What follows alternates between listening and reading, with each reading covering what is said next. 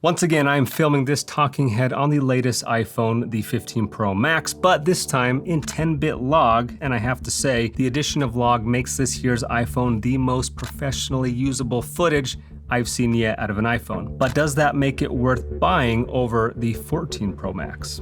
Let's talk about it.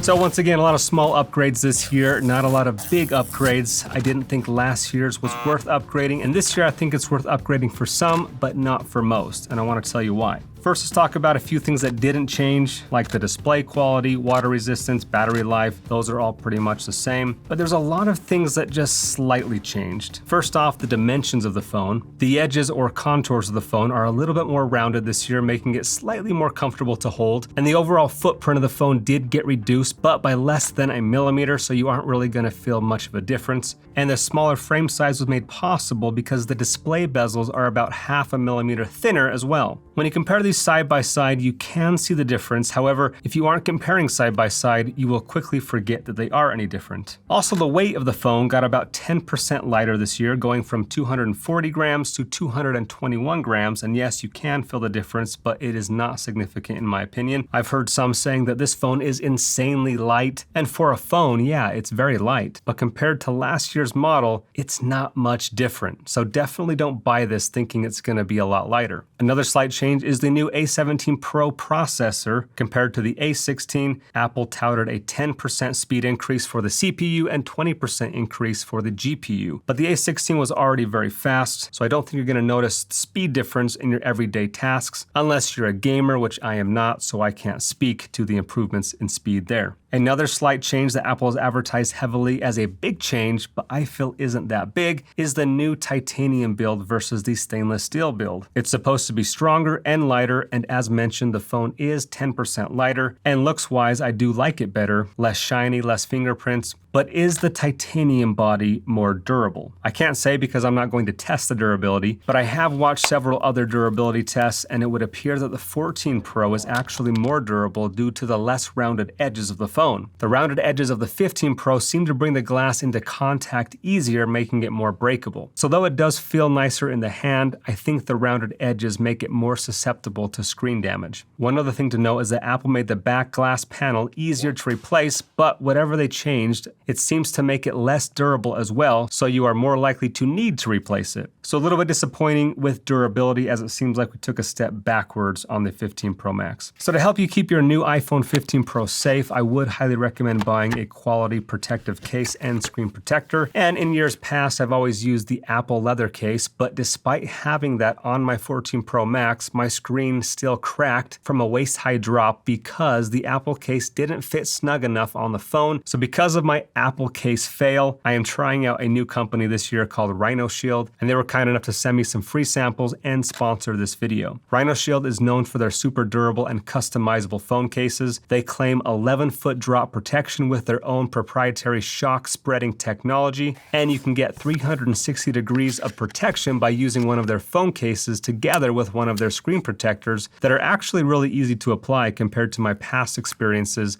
of applying screen protectors. And I was pleased to see that their cases actually fit snug and won't bend upon impact. Their solid suitcases have evolved with the new rounded edges on the iPhone 15 to also have rounded edges as well for better grip. They also claim 2 times the magnetic pull force compared to Apple's official MagSafe products. And they also have a lot more color options, including clear cases that are 23% lighter while still offering the same impact protection, and their clear cases don't turn yellow over time and come with a 5-year warranty against any discoloration. My favorite design is the carbon fiber, but they also allow you to customize camera rings, buttons, colors, or even thousands of print designs. Not to mention they also have cases available for older iPhones and Apple Watch and AirPods as well. So click the link in the description below to check out their products and use code Parker10 at checkout to get 10% off anything store-wide. But let's move on now to what I consider to be the more noticeable or more significant changes. The side switch that toggles between silent and ring has been changed to an action button, and you can program it to lead you directly to any number of applications with a long hold. I personally chose to program it to go to my camera. An even bigger change this year is the Lightning port getting updated to the USB-C port. Far overdue, but it's great to see it. The Pro models have USB 3, which will give you much faster transfer speeds. But again, unless you're regularly transferring large files, you're probably not not going to care about those speeds. But let's get on now to the fun upgrades, which are the cameras. Probably the most noticeable change this year is the new tetraprism telephoto lens on the third camera, increasing the optical zoom from 3x to 5x. Now personally, I was not a fan of the 3x. I preferred the 2x focal length for portraits, and 3x isn't really enough zoom to capture things like sporting events. So this was a much appreciated upgrade for me, as I now have the equivalent of 120mm focal length for capturing my kids' sporting events. So I think parents are really going to like this. And thanks to the new 3D sensor shift optical image stabilization system in this telephoto lens, the stability of that 5x actually feels even better than the 3x in my opinion. I was quite impressed with the usability of the 5x option even while filming handheld, as you can see from some of these clips of me filming handheld at my daughter's soccer game. However, I was upset when Apple went from 2x to the 3x and then got rid of the 2x. And again, by giving us this 5x option, they got rid of the 3x camera. So if you want to use 2x or 3x zoom ranges now, we have to use digital zooming instead of optical zooming, which is going to give you worse quality. So I wish they'd just put more overall cameras instead of swapping out focal lengths and guessing which ones we'll like better. Keep in mind though that only the 15 Pro Max gets this new 5x zoom option. The 15 Pro will stay at 3x. As for the other two cameras, the ultra-wide didn't change much, unfortunately, as I enjoy using the ultra-wide. Also, the main camera hardware didn't see improvements either. I'm always disappointed when the camera sensors or lens size don't increase. But one of the big gripes I had last year with the 14 Pro was that the main camera, they changed the focal length from a 26mm to a 24mm, making it just a little bit too wide in my opinion. Another issue with the 14 Pro was it had a terrible minimal focusing distance, making it hard to deposit checks, for example. Also, the edges of the main camera lens were less sharp than the 13 Pro main camera. So I was hoping they'd fix some of these issues this year, but they didn't. You see, the problem is with the iPhone 14 Pro, the main camera will automatically switch to your super wide angle when you get about 7 inches away from a subject. Any closer than that, and it's telling you that your image will begin to lose focus if you stay on that main camera. Now, the iPhone 15 Pro auto switches to the super wide lens when you get about 8 inches away from a subject. So it appears that the minimal focusing distance actually got even worse this year. So I turned off the auto switching feature and took a photo on the main camera on both to see how close I could get and still keep it in focus. And they both kept the subject in focus at 8 inches and at 7 inches, though the 15 Pro started to look softer at 7 inches. But then at 6 inches, they both started getting out of focus, and the 15 Pro was noticeably less focused. So no, the minimal focusing distance did not improve, but in fact got a tad worse. And as far as subjects on the outer part of the image looking softer, no improvements there either. The 15 Pro still has softer edges than the center of the image. And as far as the main camera being too wide for my liking, they did kind of address this issue. They now let you toggle the photo mode on the main camera between 24, 28, and 35mm focal lengths. So I like that they added that feature. However, it is not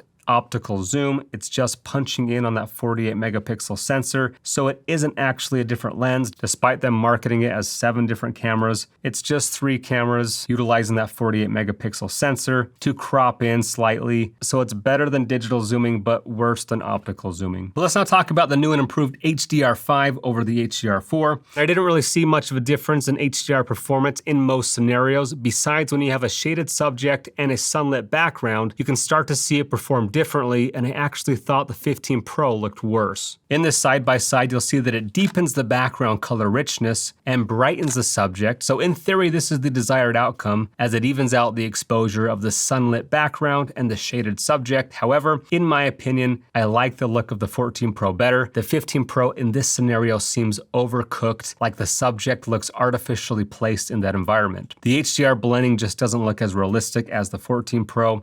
So I don't know if I'm a fan of this improved HDR. I think there will just be situations where you do like it and others where it looks worse. Let's now talk about low light. Apple also claimed improved low light shooting, and based on my tests, I do see slight improvements, but again, really only super noticeable if you zoom in close. Also, you'll notice here that the color reproduction of my skin has improved. This is probably a combination of the better HDR and the improved low light performance. So in low light scenarios, you are going to get better quality images on the 15 Pro as it reduces a little bit more of that noise. Another new feature that I've been complaining about for years that was fixed this year is being able to lock in your white balance. In your camera settings, in record video at the very bottom, you now have a toggle that you can switch on to lock in white balance once you start recording. Keep in mind though, this is an iOS 17 feature, so the 14 Pro also has this feature once you upgrade the software. Another small upgrade with the photo mode is photos now default to 24 megapixels instead of 12. So if you don't want to jump up to the 48 megapixel RAW, but you do want a bump in quality from the 12 megapixels, they now have this in-between option. And here's a look at the difference in quality. Again, it's hard to see unless you zoom in, but if you plan to blow up any pictures, this will be a nice addition. Keep in mind though, again, on iOS 17, even on the 14 Pro, you now have the option to do 48 megapixel JPEG instead of RAW, so you can get all of that resolution without the massive file size of RAW. Here's a look at the file sizes and quality increases of each of those settings. So personally, I'll be switching my 48 megapixel toggle to JPEG instead of RAW, so it doesn't take up 10 times the storage space. And I do like the slightly better default quality of the 24 megapixels. 48 megapixels is obviously going to look best, but another drawback to shooting in 48 megapixel mode is that it doesn't capture depth data for blurring the background. Which brings us to the next cool photo feature that I'm excited about, is having depth data collected in regular photo mode so you don't have to switch to portrait mode in order to have the ability to blur out the background. Another feature that they announced is spatial video for Apple Vision Pro. However, I don't plan on ever buying that, so I don't know if I'll ever be able to take advantage of that unless they come up with some other application for it. But the next big feature is the introduction of 10-bit log ProRes video shooting. Now for professional video shooters, this is a much anticipated upgrade, but for people who don't ever edit their iPhone footage on their computers, you'll probably never use this. Even as a professional myself, I'll probably rarely use this since I have nicer cameras that can do it better. But if you use your phone a lot for professional work and edit that footage on a computer, this will be really nice to have more color and exposure information to more properly expose your images so you don't get that unrealistic HDR effect, and you'll be able to better preserve highlight information, making your footage feel more professional. And the biggest benefit, in my opinion, of having this log option is that it doesn't add the over sharpening that is so typical of smartphone footage. So the footage feels more filmic and less video-y. Also, because log can only be shot in ProRes, your video files are going to be massive. About 20 times larger file sizes than if you just shot on the default mode. But that's where the next perk comes in, and that is external recording. With the new USB-C port, you can plug in an external hard drive to record externally straight to a hard drive, so you don't have to worry about filling up your phone storage. And in fact, you can only film in log ProRes at 4K 60 if you have an external drive plugged in.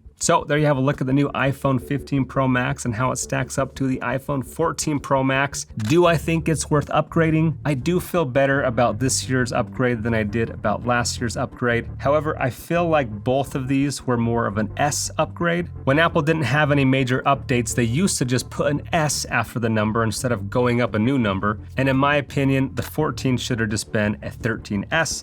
And the 15 should have been the 14. So for most 14 Pro using consumers, I would say no, do not upgrade. For professionals that plan to use the iPhone as their main content creation tool, then the addition of 10-bit log, the 5x zoom focal range, and being able to externally record through USB-C are probably going to be worth the upgrade. But that's it for my thoughts. Let me know what you think in the comments below. What features do you like? Did you not like? What do you want to see next year? And as always, if you want to learn how to use any camera to its fullest potential, make sure to check out our Ultimate Online Film School at fulltimefilmmaker.com.